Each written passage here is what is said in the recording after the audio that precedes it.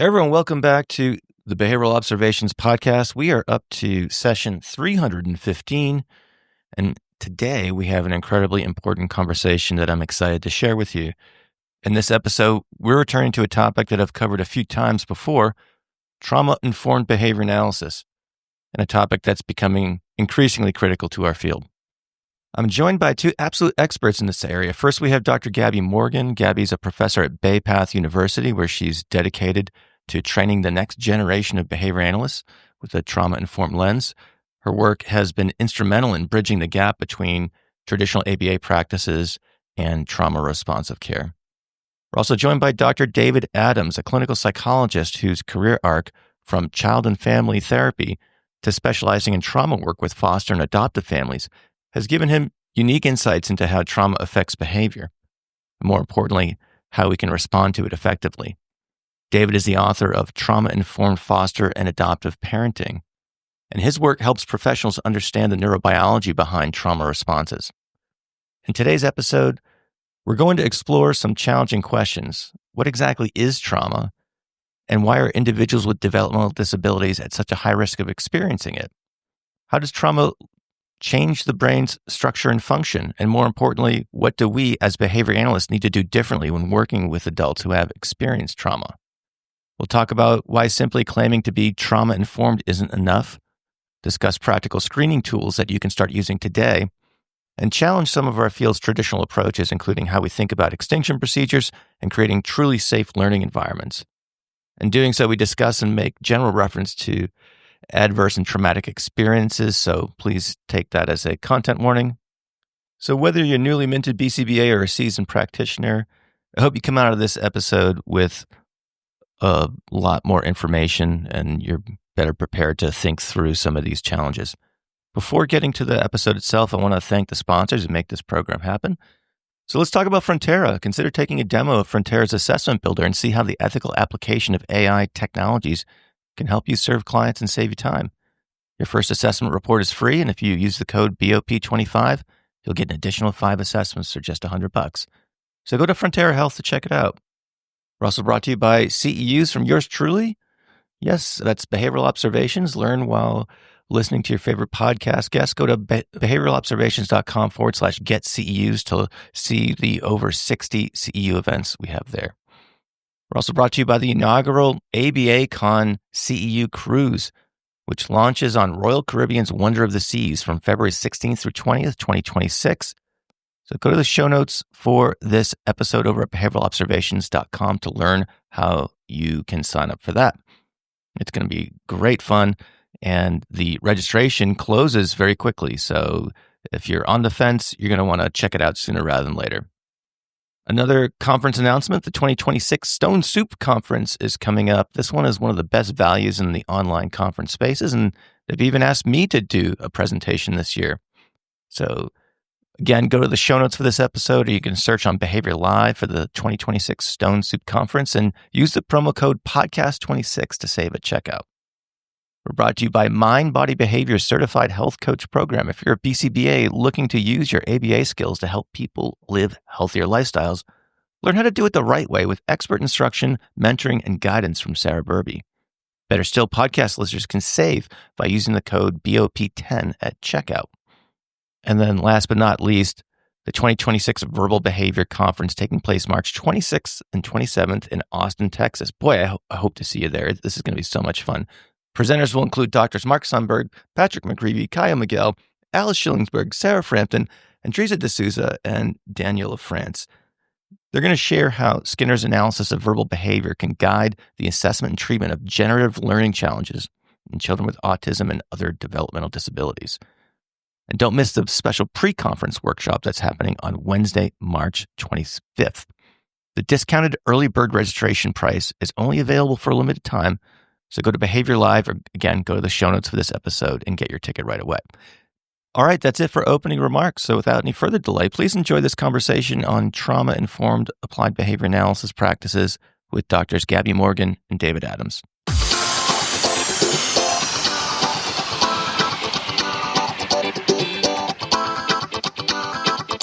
Welcome to the Behavioral Observations Podcast. stimulating talk for today's behavior analysts. Now here's your host, Matt Sicoria.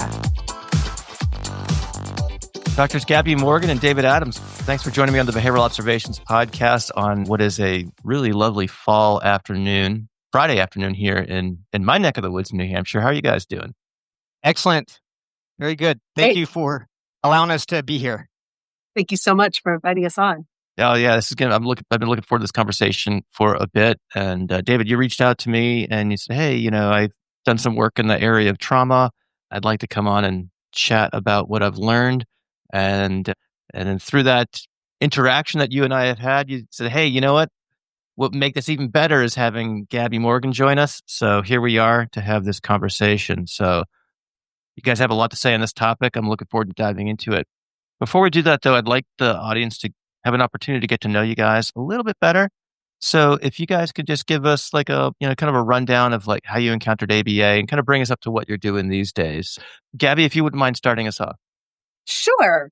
I've been in the field for about 30 years overall and in many, many different roles. But like a lot of people, I didn't initially know what behavior analysis was. I was an undergrad psychology major, went into my professor, said, I don't know what to do with my life. He said, well, I have this flyer here from this agency, this ABA agency. He said, you know anything about this stuff? I said, no. I said, you taught the class, you tell me. And so I took the flyer, went in for an interview. And before I knew it, I had a job, then a career, and then a calling. And from there, it became about helping to make people's lives better, hoping to make people's lives better. And that is essentially how I got to the place where I am now, which is a professor in applied behavior analysis at Bath University with the intention of really trying to train, teach, help the next generation of behavior analysts to be their best selves, be their best behavior analysts, ethical, passionate, trauma-informed. All right. Yeah, well, that's very, very important work, certainly. David, how about yourself? Back in the early 2000s, I was in Washington State as a child and family therapist. And during that season in the 1990s, there was a big movement around me with the PBS, Dr. Robert Horner and Dr. George Sugai. And I was always fascinated with some of the work they were doing in positive behavioral supports. And I wanted to learn more. And I heard about this workshop in Southern California at the time. It was put on by IABA, Dr. Thomas Willis and Dr. Gary Lavinia. They were doing some trainings on using positive behavioral supports and functional behavioral assessments. I thought, gosh, I want to learn more about this. And I went to the training and they said, oh, are you a student? Are you studying ABA? And I'm like, what's ABA?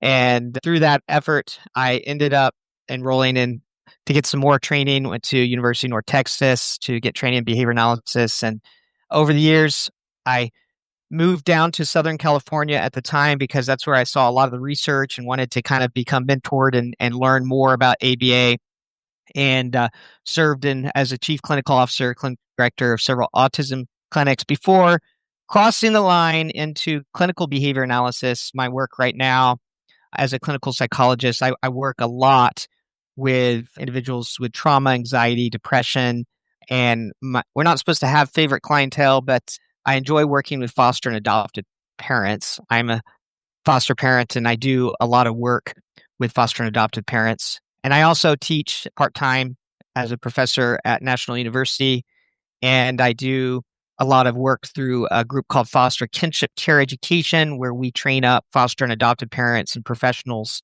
about trauma and also about behavior analysis. So I kind of work from the outside in nowadays. In other words, my audience typically is people outside of the field of behavior analysis and being able to help them understand the science of behavior, which I love. Yeah, that's the under the curve, as Pat Fryman likes to say. So it's a really important role and very important population to support. Yes. And I definitely want to get into your work in the foster care system. That we'll get to that in a little bit.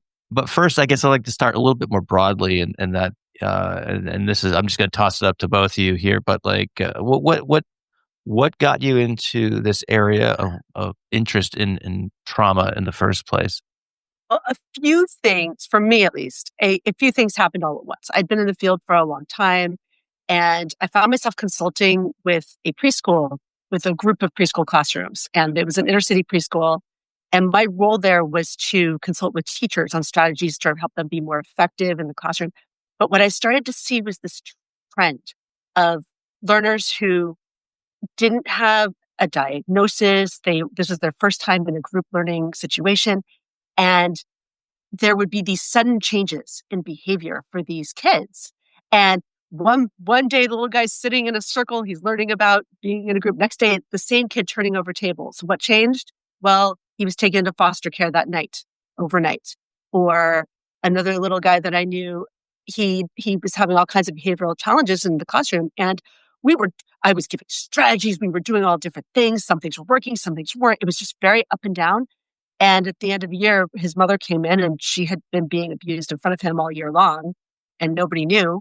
And now they were in a safe place and his behavior sort of changed overnight. And I thought, well, this is interesting. This is something that I think we really can help with. This is something that we can have a positive effect on. At the same time, I was working with a family who had 3 children in foster care. And 2 of them had autism diagnoses. One of them, I was not positive that's what was going on. I mean, it wasn't my place to say. I'm not a diagnoser. It's not what I do. But at one point, the foster mom looked at me. She goes, he just needs something. He needs something else. And there was a large team there, but nobody was bringing together the trauma therapy side with the behavioral side. Nobody was bridging that gap. And I thought, we need to be bridging this gap. And I think that we can do this as part of multidisciplinary teams. And then I happened to read some articles by Dr. Jeannie Golden at that time. I reached out to her and I realized that there is a place for this in behavior analysis and we need to be here. And that was about 8 years ago now. And I haven't looked back since. Started presenting, started researching, writing, putting together a concentration at my school, at my university on this. And so that's how I got involved in it. I see. I've seen some of Jeannie Golden's talks at ABAI, and she is very much an advocate for this line of work, and is a very good storyteller, which is quite effective in getting her point across for sure. Absolutely. I presented with her, and by the way, she will walk up and down the aisles. I love presenting. I've seen it. Yeah. Absolutely spectacular. Yeah, she gets into it for sure. David, how about yourself? Yes, well, my early years, I was a child and family therapist and worked for an agency that we worked with some really difficult kiddos. Most of them were a hospitalization alternative program. And I realized at that time for these kids, the psychotherapy really wasn't working that very well. And that's when I got into the positive behavioral movement at the time. And I started to be like a sponge trying to learn everything I could about trauma. In fact, I started doing some international teaching. I've had the opportunity to do some teaching in India and Vietnam and Mexico in this area. And I ended up going, after I got my doctorate, I went to Vietnam, I thought to help train up some people in orphanages and actually teach at a university out there. And I came back changed.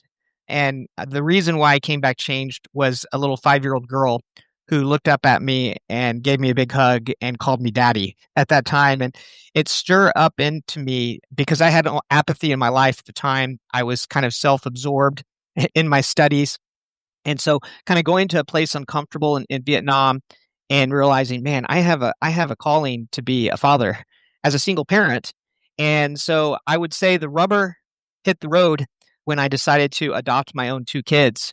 At the time, they came to me when they were 7 and 9 and had all kinds of trauma that I couldn't even imagine. And I knew all about behavior. And I thought I was well equipped and well prepared. But when being put into that situation and trying things that I thought may be effective, like timeout and using some punishment-based strategies, I was realizing this isn't working. And so I had to learn even more and tried to explore, why is this not working?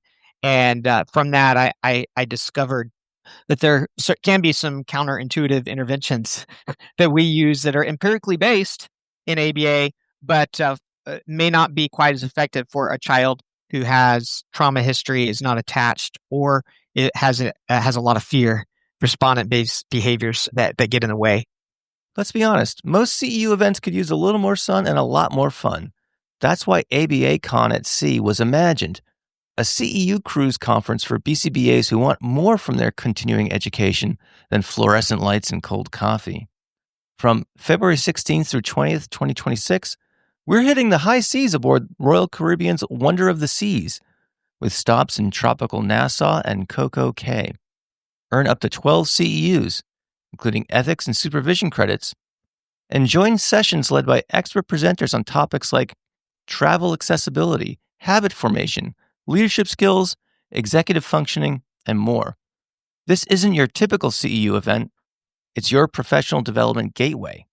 Sign up and book your cabin now at goabacon.com.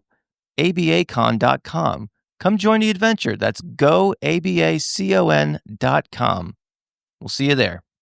I think this is a good point to, whenever I have these conversations and about these kind of like thematic or things like, or concepts, it's always important to kind of define our terms. So I'd like to do that here before we move forward, because the word, and this is something I also want to get into later on, but the word trauma gets used it's being used quite a bit. I was going to say indiscriminately. I don't know if that's a fair characterization or not. But I think it is, yes. Okay. But before we get into what my feelings are on it, or your feelings, or whatever, let's just talk about what is trauma, from your perspective. What does it, Sure. So I'll just stop talking and let you guys answer the questions. Go ahead. Well, I'd love to answer that. I think one of the articles that you see a lot of quoted for the definition of trauma through the substance abuse, mental health, SAMHSA's definition of trauma in 2014, they had a similar article, and they basically define trauma as an event or a series of events, right, that are experienced by an individual as physically or emotionally harmful or life-threatening. And there's a term that they go ahead and add that they said that they could have lasting adverse effects on the individual's functioning in mental, physical, social, emotional, even spiritual well-being. And they went ahead and defined trauma with 3 E's, which I really love. I kind of talked about in my book: the event, the experience, and the effects of trauma. So trauma is defined not necessarily by the actual stimuli that may occur, right, but the individual's response or experience to that stimuli. So in other words, it's not the antecedent trauma event that makes something traumatic, but it's the individual's response or their experience to that traumatic event that defines the traumatic event. So, and those responses vary from individual to individual. They're idiosyncratic. So 2 people can experience the same kind of trauma, but the response may differ. So you have the event itself, the experience, and then you have the effects, which is the adverse effects. For something to be traumatic, it's defined as having adverse effects, but by this definition, a person could experience a traumatic event, but does not actually have to have adverse effects on that individual for it to be considered traumatic. In other words, there's a distinction between the terms of adverse event and trauma event. For it to be a trauma event, you have to have something unpleasant. For an adverse event, you have to have something unpleasant, but not necessarily traumatic, right? And that for it to be traumatic, it typically is involved life-threatening or something that may be the potential of removing someone's bodily autonomy being taken away from them, such as sexual abuse or physical abuse, resulting in that lasting impact. So you can have an adverse event that's not traumatic, because that traumatic event and the effects of it have to have some kind of effect on that person, right? And it has to be life-threatening or taking away someone's bodily autonomy.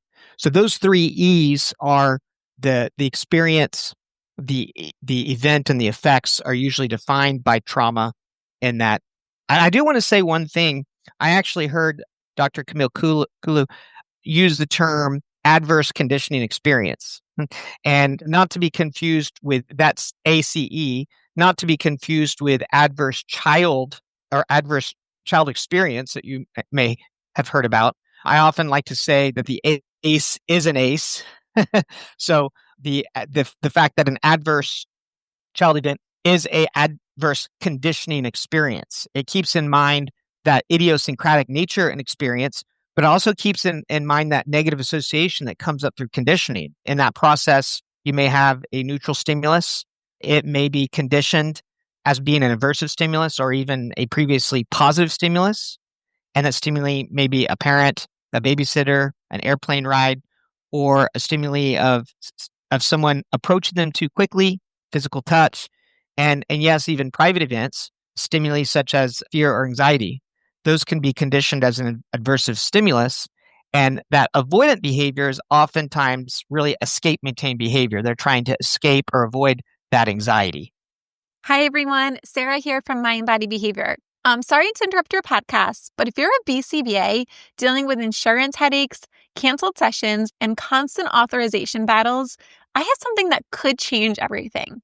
I know you've been told EBA can be applied anywhere, but no one's given you the actual roadmap until now. Mind Body Behavior is the first and only nationally board-approved health coaching program designed specifically for BCBAs and RBTs. We cover weight management, chronic disease, mental health, all from a behavior analytic perspective with deep integration of ACT and RFT. This 6-month program includes weekly live sessions plus on-demand content. You'll get 32 continuing education units, including ethics and supervision, and it follows the BCBA content outline. We've already had over 90 BCBAs graduate and successfully start their career shifts. Registration for the spring cohort is now open, and Behavior Observations listeners get 15% off tuition. Stop dreaming about applying the science you love in new ways and start doing it so you can fall in love with your career again. Go to mindbodybehavior.co/board health coach for more information and to save your spot, or check out the link in the show notes. All right. So thanks. So you basically, it's walking through the interaction of kind of respondent and operant conditioning, and it's a good review of how those things can interlock, I guess. What I know you want to talk about the neurobiology and how trauma affects that, but I also, there's something else, this term that's been floating around too, that I think might be helpful to have some discussion on. When we talk about PTSD, that's oftentimes, linked to these discussions of trauma. So I'd like you to maybe shed some light on that term, and also this term complex PTSD that I've seen well. And, and again, these terms are, I guess, in certain circles, almost ubiquitous. And so one of the services I think we can do the audience is to perhaps try to bring some clarity to these different concepts so that we can be better consumers of this information that it seems to be all around us. Right. Yeah, thank you for that. I think one of the things we recognize as behavior analysts is the diagnostic tools that we use aren't functionally based, right? They are based upon topography of behavior. So you have to keep in mind that component. However, there doesn't mean there's not any use in understanding how there can be a cluster of behaviors that form a diagnosis, despite the fact that it's not functionally aligned. I do want to mention that there are two main diagnostic classification systems that you may have heard of. The Diagnostic Statistic Manual 5, that's usually used by psychologists in the United States. It kind of is the primary tool that individuals will diagnose from here. But there's also a ICD, that's 11th, 10th, it went to the 11th version in ICD. It's oftentimes used by more medical professionals and even some clinicians in other countries. And so there's disagreement, or there's not consistency between the two, because the Diagnostic Statistic Manual does not recognize two different diagnoses of PTSD and complex PTSD. So they don't distinguish those two as separate diagnoses, but the ICD-11 does. So I think there are some similarities. Obviously, the PTSD affects, I think, really four main broad areas. It affects thinking processes and mood. And that could include what we call ahedonianism, A for no, and hedonism, pleasure, the difficulty in finding pleasure in activities, a negative effect, that sort of thing. So it influences our assumptions about ourselves, the world, and others as well. We call that the cognitive triad. So it impacts thinking process and mood. There's also intrusive symptoms of PTSD, such as unwanted memories, nightmares, flashbacks. There are avoidant symptoms, such as avoiding triggers, the inability to recall certain aspects of trauma. But we know that avoidance, when we avoid, that actually maintains the behavior, right? So avoidance maintains behavior. And so it's good in the moment to avoid those triggers and reminders, but it creates more harm by avoiding. And that's why a lot of the treatments that I use involve exposure, right? And teaching that individual to expose them to their trauma narrative and do so and to help them stop avoiding. And then the reactivity behaviors of PTSD, hypervigilance, being really on guard and alert for any kind of harm, the way their brain is programmed in order to survive. Heightened startle reaction, difficulty concentrating. Typically, sometimes people with PTSD are misdiagnosed with ADHD because they have a difficult time concentrating. And then there could be some overt behaviors, aggression, irritability. Sometimes they talk about derealization and depersonalization, feeling detached from the body, feeling that things aren't real. All of those symptoms are similar to both PTSD and complex PTSD, but the main difference on complex PTSD is that you have prolonged and repeated exposure to the adverse event, right? So whereas PTSD may be an isolated single event, such as, maybe one time being abused, complex is an individual would have prolonged repeated exposure. And the ICD-11 actually outlines 3 additional qualities that you have to have in addition to all the symptoms of PTSD. You have to also have 3 other symptoms which aren't part of PTSD.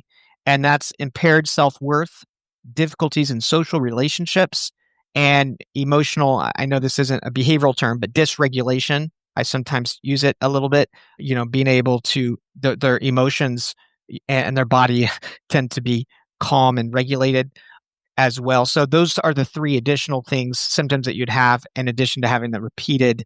That I would say treatment of complex PTSD, therefore, should, I think, really help individuals, in addition to the exposure, help them with adaptive skills, right? Helping them learn how to expose themselves to more healthy relationships, learn how to involve themselves in those relationships, addressing those feelings of guilt and worthlessness. From that behavioral perspective, I think those types of best treatments are going to involve both exposure of the trauma narrative and address the anxiety and fear, remembering them to the hallmark is avoidance, and exposure to those things is going to be the best treatment for them, and from my experience and from what the research seems to show as well. Are you a BCBA feeling overwhelmed by the time and energy it takes to complete intake assessments for kids with autism? You're not alone. When hours are spent on paperwork instead of providing care, it slows everything down for you and the families counting on you. That's why Frontera exists. Frontera is an AI-driven, HIPAA-compliant platform designed specifically for ABA professionals like you. Built by Amal Deshpande, a seasoned founder and father to a child with autism, Frontera brings together clinicians and engineers to streamline the most time-consuming parts of your job. So what does that actually look like? With Frontera's smart tools like the Assessment Builder and Diagnosis Builder, you can reduce your report writing workload from 8 to 10 hours to just 3 to 4. That's more time for therapy, faster access to services, and less burnout. Visit fronterahealth.com to see how it works. Use code BOP25 at checkout to get 15% off both of our report writing tools. Let Frontera help you work smarter so you can focus on what matters most. Can I throw in here too that I think that's a very important thing to remember, that the majority as of this moment of behavioral analysts work with individuals who are diagnosed with developmental disabilities. And those with developmental disability are at extreme heightened risk of experiencing many ACEs, over 3 times more likely. That's what the most authors have shown. And unfortunately, they're also highly underdiagnosed in terms of the diagnoses that David was discussing.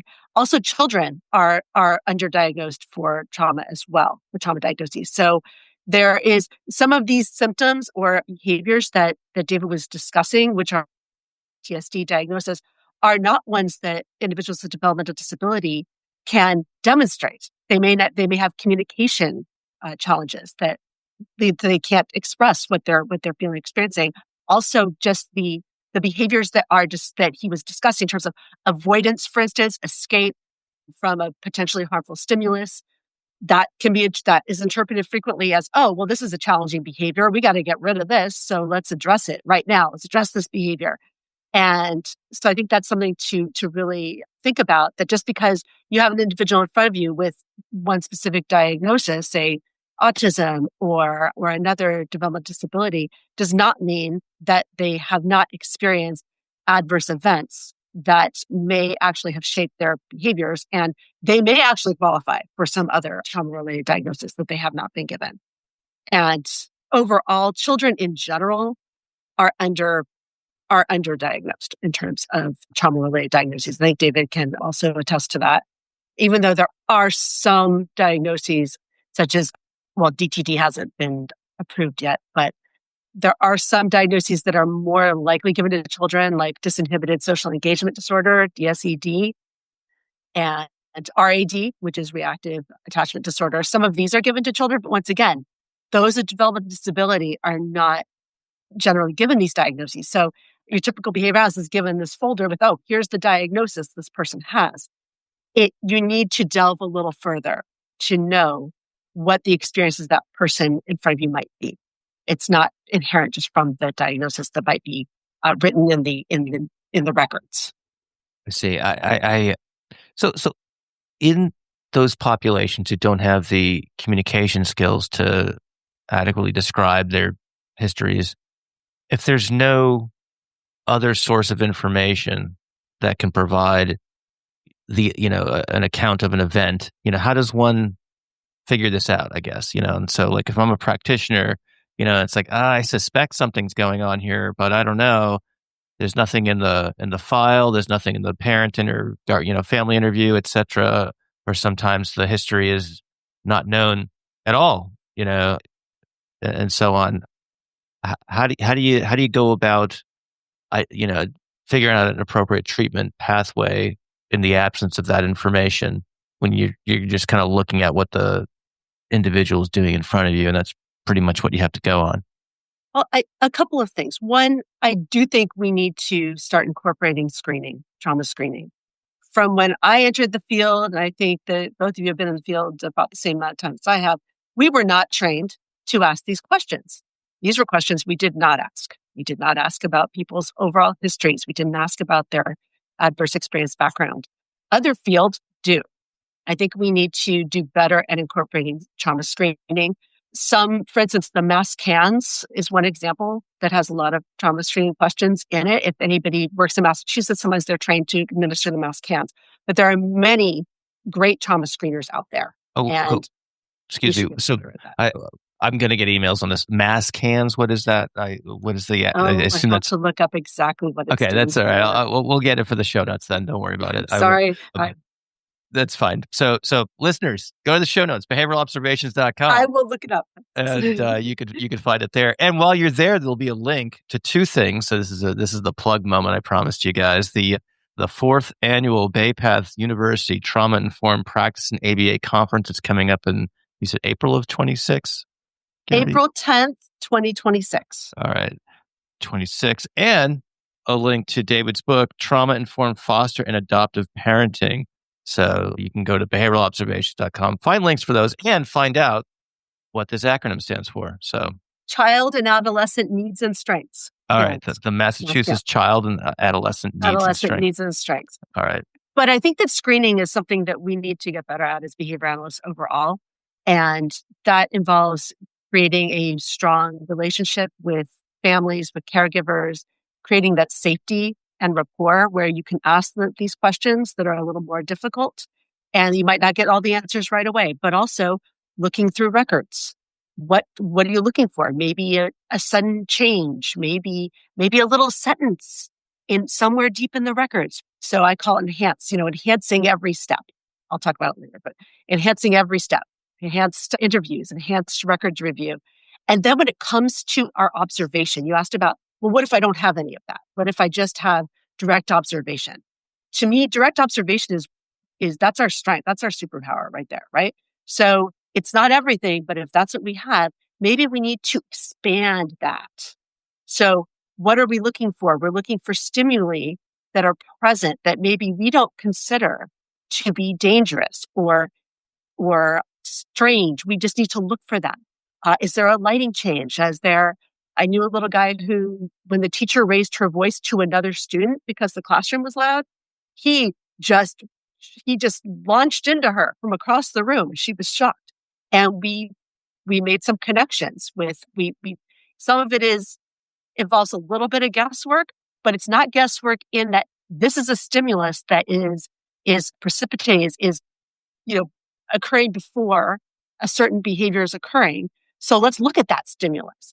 Let's figure out, is that happening in other places? What's following it? Are there consequences that are beyond what the immediate consequence? Are there other things that are happening? And I think if we expand that lens and take better notes on our quote ABC or direct observation data, I think we can get more information and do better in that way. What do you think, David? Yeah, that's great. Thank you for that. I really wanted to mention a barrier that I think we as behavioral analysts have is we think, I'm not really trained to screen. And I want to say that, we're not trained to assess, right? But just like you could, in the intake process, you can, you would ask if they have any medical issues or any medical histories. You wouldn't say, oh, I'm not really trained to do this. But I think you are trained to ask. And the other thing I wanted to mention, I heard Dr. Greg Hanley once highlighted, and they said it's not enough for you just to say that you're trauma informed. You need to go out and assume that there's some kind of trauma, and it doesn't have to be huge. There are certain adverse events that we've all experienced, and I would go beyond just the assumption, and I would say that you need to ask. And ask the caretakers and don't be afraid to ask. And I think a lot of us maybe don't feel equipped to actually do this, which unfortunately is, because we're not really trained. A lot of us aren't really trained to do this, but you don't necessarily have to have a super great knowledge of diagnoses to be able to screen for adverse, events in that process. I absolutely agree with that. And I think we need to get better at that. There is a tool, I'm going to say the whole thing this time. All right, I'm ready with my pen. The Child Health and Development Institute, which is CHDI, they have a child trauma screen, the CTS, and they have they have training available on their site. I can send you their link. And I think they are advocating for, all healthcare providers, which we are to some extent, to actually be able to screen for these issues. And once again, I think that it's important to expand our scope of what we're asking. If you have a learner who's been restrained repeatedly, take note of that. Maybe nobody's considering that to be a quote trauma event, but if somebody had grabbed you and manhandled you across a room repeatedly, that would probably be pretty traumatizing. So just take note of what's actually occurred to the individual as well. But I think that we do need to get better at screening and getting training for that. Absolutely. Everyone, another really quick break here. I know I mentioned this at the top of the show, but if you are interested in learning more about resolving language development challenges in individuals with autism and developmental disabilities, please consider checking out the 2026 Verbal Behavior Conference. It's taking place March 26th through 27th in Austin, Texas. But if you can't make the short drive to Austin, it's going to be available through Behavior Live, both live and on demand. So if you happen to be working those days, you can check it out at your leisure. The presenters this year will include Drs. Mark Sundberg, Patrick McGreevy, Kyle Miguel, Alice Schillingsberg, Sarah Frampton, and Teresa D'Souza, and Danielle LaFrance. They're going to talk about Skinner's analysis of verbal behavior and the assessment and treatment of generative learning challenges with children with autism and other developmental disabilities. There's also a special pre-conference workshop on Wednesday, March 25th. Lastly, there's a discounted early bird registration price that's available now, but not for long. So you're going to want to jump on this. So go to behaviorlive.com, search for the Verbal Behavior Conference, or just simply go to the show notes to this episode and learn more about it there.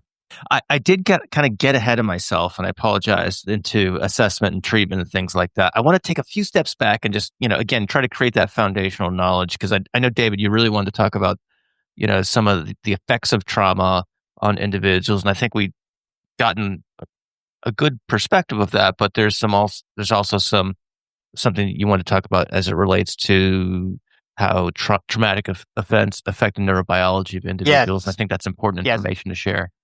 Yes, and if I could just add one more resource, Cusp Emergency University, Dr. Colo has developed what they call a safe T assessment for trauma-related risk factors, and you can look at that SAFE-T, and you can get some extra training on that through Cusp Emergency University. So neurobiology, yes, that's something I am passionate about. And one of my chapters in my book, I talk about how trauma affects the health outcomes, the brain and behavior.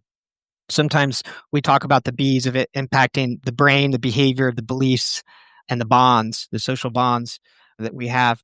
But when we look at the neurobiology of trauma, I just wanted to share just a few things and risk of not becoming too much of a geek here, or maybe causing some of you to tune out if trying a very simplified way, is that trauma has been seen to change both the structure and the function of the brain.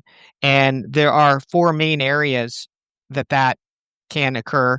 And one of the first ways is through the amygdala. That's the part of the brain that processes fear. It's involved in the fight, flight, or freeze response. And it's a part that's very quick and reactive. That part of the brain has been shown to be overactive. So what happens is it overinterprets stimulus in the environment, or stimuli in the environment, and the child may be safe environment, right, with you as a parent, or with you as a teacher, or you as a behavior analyst, in the home, but their brain doesn't know that yet. And it's constantly refreshing back to remote events or even recent events, right? That seems to suggest, hey, in order to survive, I have to be on the lookout, right? So it's going to be very overreactive. From a structural standpoint, the amygdala, the structure is often seen as having an enlarged amygdala, more volume, which may be the reason why it's overactive, right? So it over interprets stressors. The hypothalamus also has a functional changes. It can disrupt the hypothalamus pituitary axis, the HPA, leading to abnormal cortisol levels, the stress hormones, and changes, and even adrenaline, and can change some of our bodily functions. The hippocampus is oftentimes associated with memory formation, but it also is part that kind of helps soothe that amygdala, so that when the amygdala is really quick and reactive, it doesn't think, right? It can kind of remind, in a sense, the amygdala, hey, you're safe. You go into maybe a parking garage and there's a dog that barks and you startle every time and you think you're about to get robbed, but yet back mouse. So remember, there's a dog back here. You can actually remember that there's a dog here, and you're going to be safe. It's not a robber, right? So that's a part of the brain that changes. And then also the frontal lobe, the thinking part of the brain, right? That part of the brain, what we've seen is research indicates that trauma, especially during younger ages of development of that frontal lobe, that involves decision-making, emotion regulation, social behavior. So that changes in both structure. Sometimes there can be smaller prefrontal cortex, which can impact cognitive processes, reasoning. And here, get this, understanding consequences. So in order for a child to learn, they need to know cause and effect. So trauma can impair that connectivity of neurons in that region, which can cause these larger emotional behavioral outbursts. And so there's this term that was developed by a psychologist outside of behavior analysis world, Daniel Goleman, who actually gave this term called the amygdala hijack. And it's basically when an individual has this overwhelmed with fear or trauma, and their amygdala just reacts really quickly, and you have this big reaction over a small trigger. And this is one of the things that we see happens because when the limbic system of the brain, the amygdala and hypothalamus and these things that we've talked about, is in operation, it short circuits the thinking part of the brain. So we don't think. It's not designed to think. It's designed to react really quickly. So the amygdala hijack is one of the greatest hijacks that ever occurred. It basically hijacks our ability to think and to reason. I think we've all experienced that. Maybe you've been in an argument and you say something or do something and you later think, why did I do that? But there were chemicals going on in our body. There was fear. There were things that were causing us not to think, and it was causing us to react really quickly. So the brain is using all of its resources to respond to fear and quickly and to deal with it, but unfortunately short circuits that thinking part of the brain. That's the greatest hijack that I like to talk about. So those are some things to be aware of, from a behavioral standpoint. When a child is fearful, that's not the teachable moment. And I used to think, hey, if my child is having this meltdown or is having a fear-based response, or fear is commingled with the change in the stimuli in the environment, I had to deal with that, track and confront the behavior and do that teachable moment right then. But I realized when I was doing that, my children, the children I was working with, weren't learning. They didn't remember it. They didn't hear you because they couldn't, because fear was in place. And so I think the best thing that we can do is to try to figure out a way for individuals who have trauma history is to create safety, to give them choice, to eliminate fear, and to focus on that. And then once they are calm, that's the teachable moment afterwards, right? Not necessarily right there in that moment, which I used to think. We have to eliminate fear and use empathy and compassion in that moment to get the child calm, to get their body calm, to get them to be able to think, because they're not going to understand cause and effect. They're not going to be able to think. They're not going to be able to reason at that time.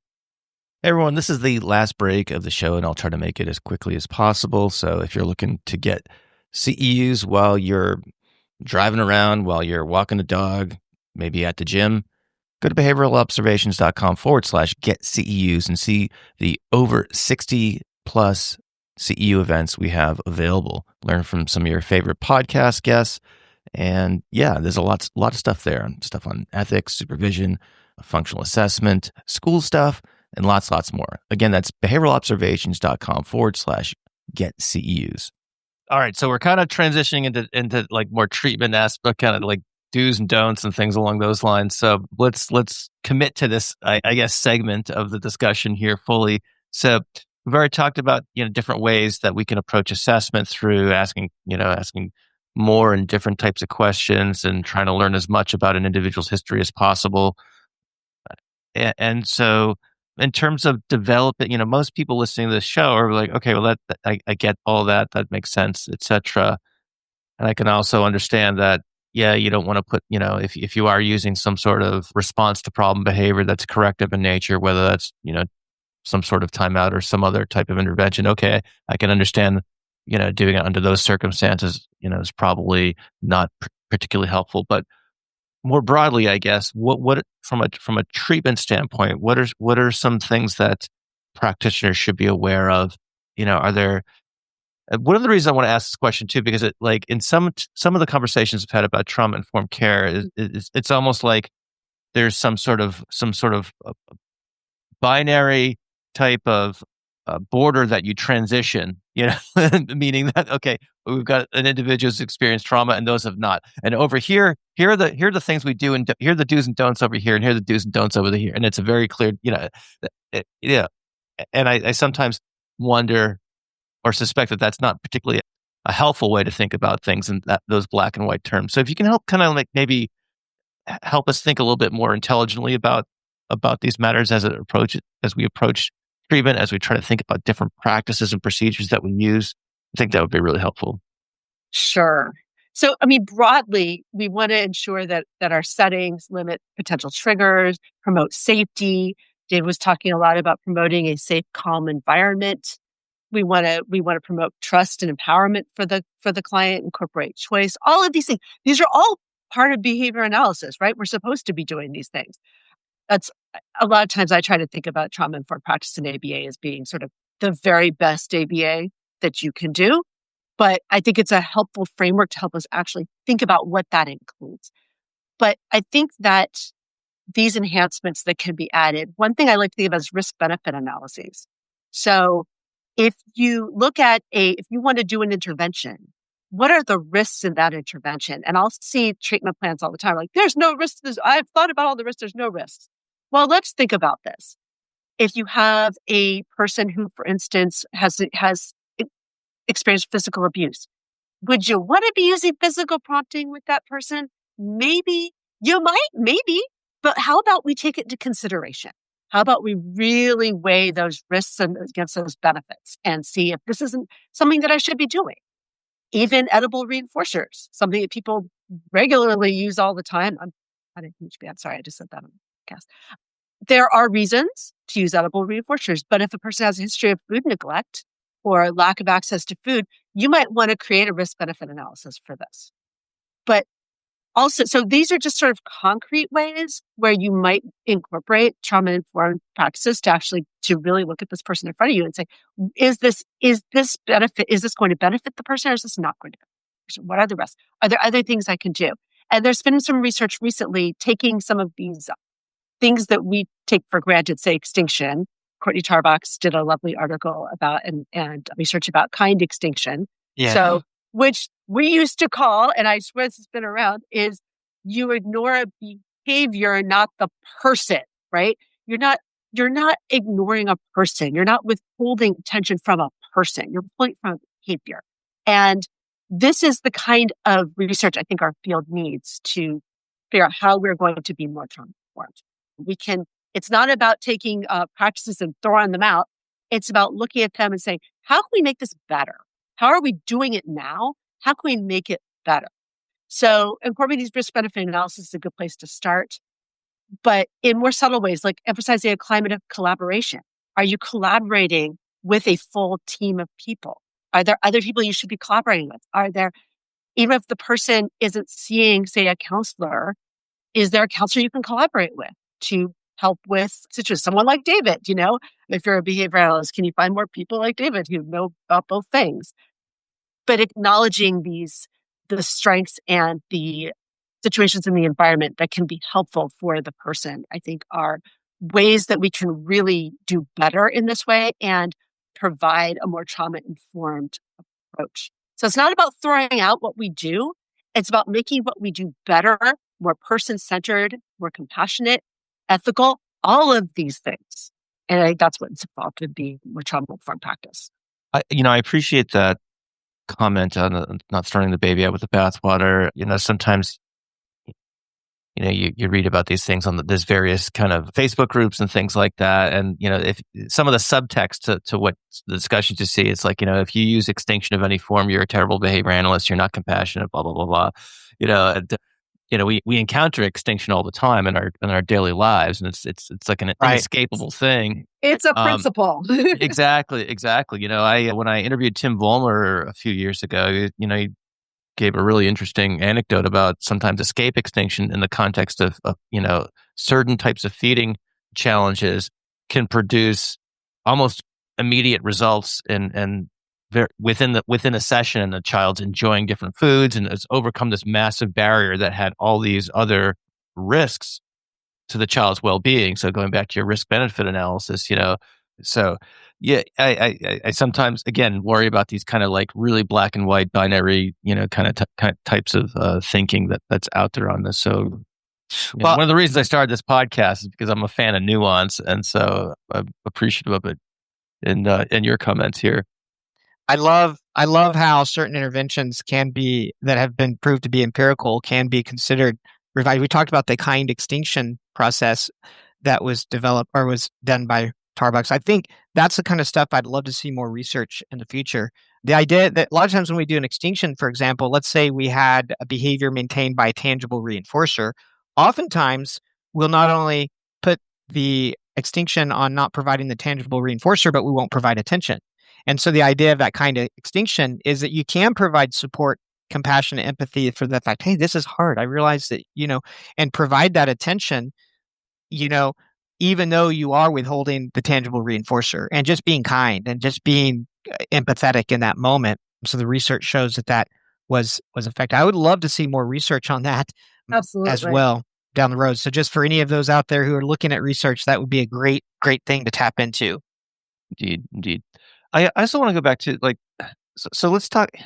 And Gabi, you kind of already covered this, but maybe it's worth returning to for a moment. So that the idea of trauma-informed care, is a treatment approach that incorporates a really good functional understanding of what's going on, making sure that you're attending to indices of happiness, trying to gain assent where possible, et cetera, et cetera. And so just as like a I don't know, like a dinosaur in the field. I feel like sometimes like there's like there's a new I call it hyphenated ABA, it's like a trauma-informed ABA, compassionate ABA, et cetera, et cetera. And, I appreciate your point about, that this is just ABA when you're, when it's, more or less firing on all cylinders, or it's, attending to, some of the very most important variables of treatment.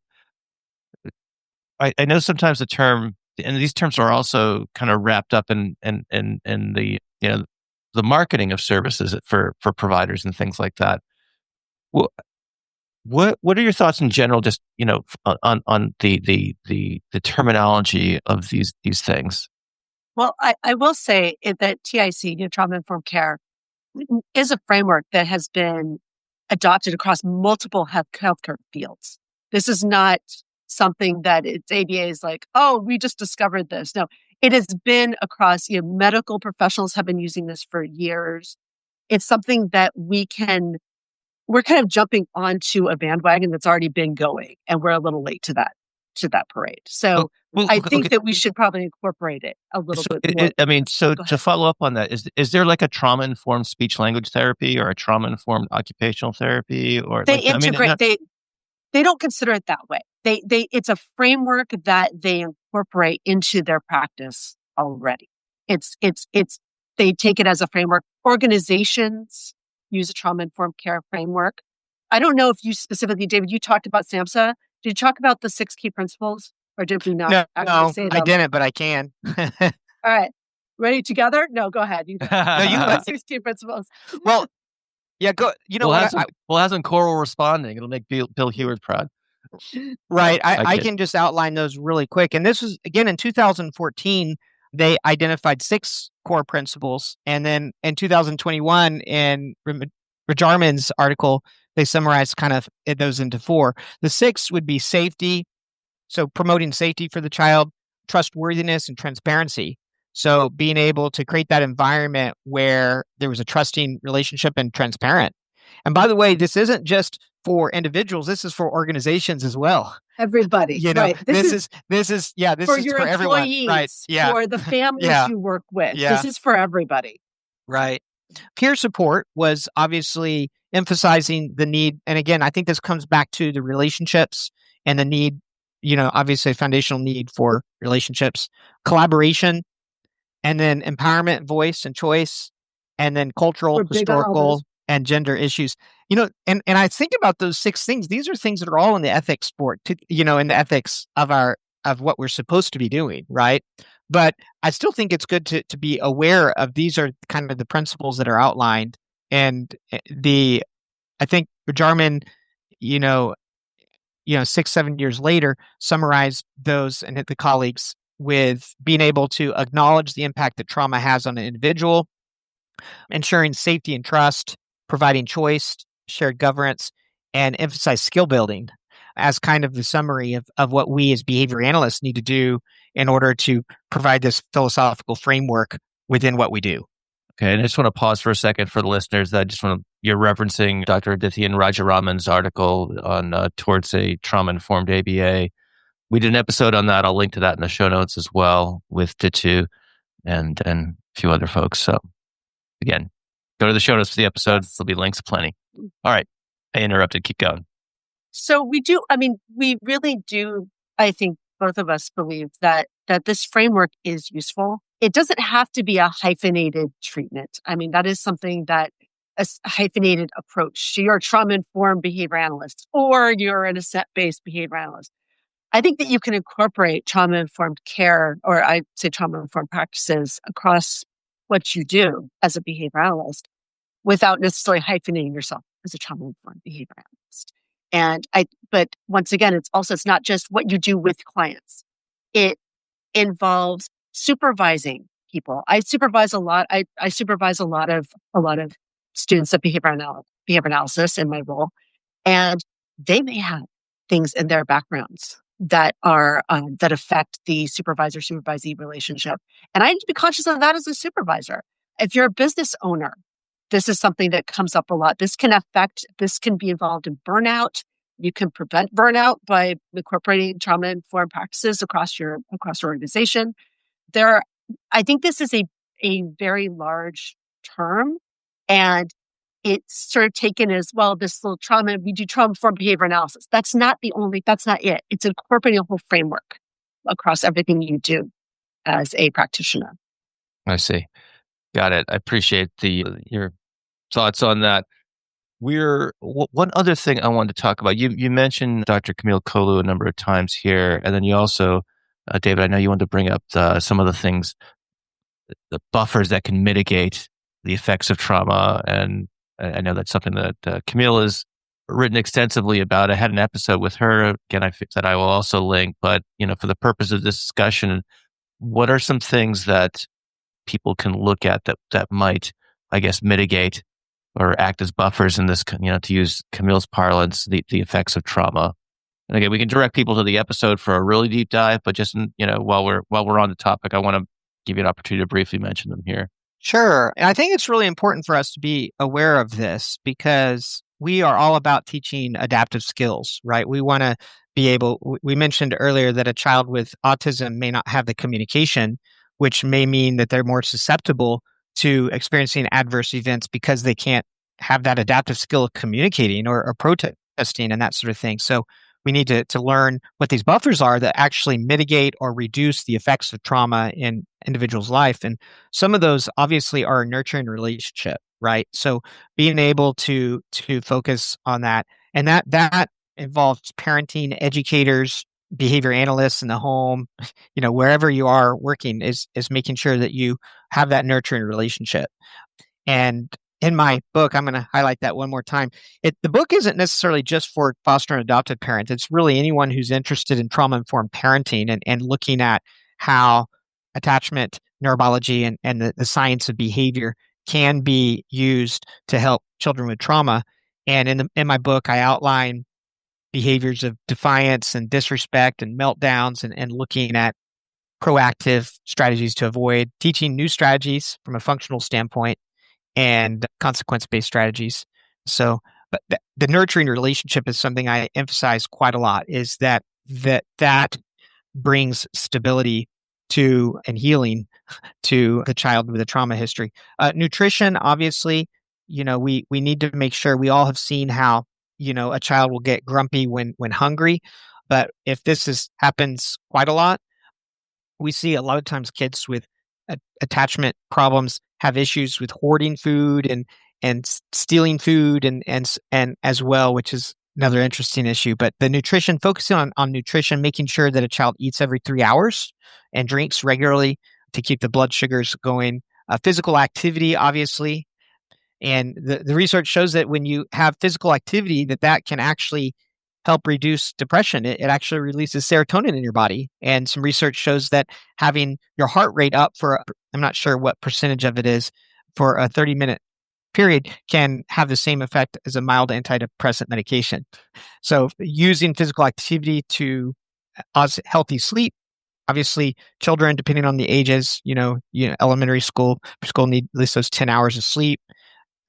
Mental health care, accessing that, and then also mindfulness, coping strategies to reduce stress.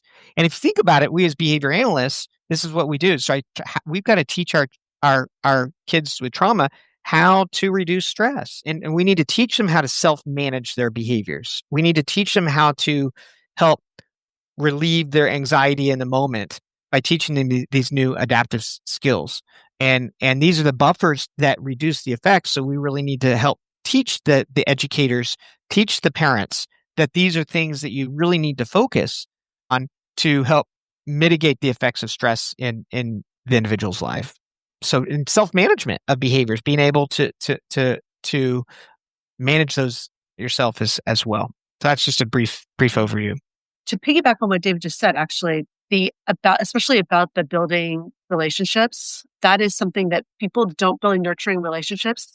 I think that a lot of behavior analysts don't realize sometimes that they might be the stable relationship in a person's life who is actually, especially if they're in a challenging situation in their home life. I've seen teachers who overnight they found themselves in the position of suddenly being the only stable relationship that this child had. And suddenly that contributed them actually acting out for this teacher because they were suddenly thrown into a situation where they didn't know what to do. They didn't know what was going on. And this teacher was suddenly the most stable person. And I think that one thing in behavior analysis that I'd like to see more attention paid to is that since we are sometimes a stable relationship, leaving clients without notice or all this switching around of practitioners is not necessarily the healthiest, I think, and something that I think we should address as a field and start teaching our RBTs, start teaching younger behavior analysts, newer behavior analysts, that we have the potential to be a stable, nurturing relationship for a learner, and that we need to honor that and put it at the forefront because it is important to the building of this person's skills and strengths for success in their lifetime, actually. Awesome. We've covered a lot of ground here in a very short period of time. I want to give you guys the opportunity for any final thoughts you might have. Is there something about this topic that you'd like to mention to the audience before we sign off for the afternoon? So I'd like to give the opportunity to do that. And if not, or in addition to that, I suppose, let's end with some advice for the newly minted BCBA, whether it has to do with this topic or not. All right. I have a few final thoughts that I finished a lot of my presentations with, that there is more research being published on this in ABA literature, but there's a lot more work that needs to be done. We need a lot more research. And behaviorists are in a key position to be important members of multidisciplinary teams serving individuals with trauma backgrounds. We have not been present enough there, but I think we have a lot to learn and a lot to contribute. And our experience with individuals with communication and behavioral challenges means that we can make important contributions to improving their quality of life for individuals with disabilities and trauma backgrounds. And we need to get better at screening for trauma, individualize our interventions according to what we find, and that our interventions can be both trauma-informed and conceptually systematic with behavioral science. All right. And any advice for the newly minted BCBA? I'll finish that out and then you can give yours, David. I think the main advice is seek out training, both within and without of ABA on trauma. Read David's book. Come take my concentration at Bay Path University on trauma-informed practice and ABA. Go to the conference. Go to my conference, our conference, Bay Path University, 4th Annual Trauma-Informed Practice and ABA Conference, April 10th, 2026. Question business as usual. Use a trauma-informed care lens to evaluate interventions. Advocate for and with your learners, yourselves, and your colleagues to incorporate those trauma-informed practices. And if you see issues, reach out to mentors. If you can't write in where you work, if you don't feel safe doing that, reach out to other mentors. Feel free. Write to me. Write to David. Write to Jeannie Golden. Nicole. We want to make change in the field. We all do. And try to initiate that change for the field, be that change. Yeah, I'll say my final words. I think it's kind of hard to follow up with Gabi. She just highlighted some really great things. We talked about the screening. I think it's really important to not be scared to ask in the intake processes about their history with adverse conditioning events, and just be aware of the differences between operant and respondent conditioning, especially with fear. If fear is commingled with the behavior, there's that possibility that it's respondent based behavior, and with that, I think we need to show empathy and compassion and try to promote safety to help reduce fear first before jumping straight to the teaching, and be cautious in using certain interventions. We talked about how extinction's everywhere, but don't allow that to be your first line of treatment. If you can use some other method, such as if it's attention, maybe using non-contingent attention to try to create that AO to reduce the likeliness of the future behavior, or non-contingent escape, if it's escape maintain, trying to use some creative inventions, and being even aware that maybe certain reinforcers aren't reinforcers. We may think praise is a reinforcer, but maybe for the child who's been sexually abused, praise is not a reinforcer.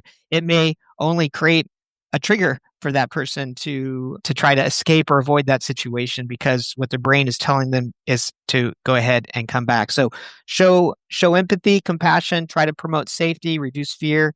And empathy is that way to move the learner, the child, the student from their limbic system to their cortex. All right. All right, guys. Well, this has been a really fun and thought-provoking conversation. I appreciate you joining me today this afternoon.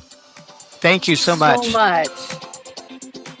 Thank you for listening to the Behavioral Observations Podcast with Matt Sikoria. You can find Matt's notes on this episode at www.behavioralobservations.com. We also invite you to stay connected with us on Facebook at facebook.com/behavioral observations and on Twitter at Behavior Podcast.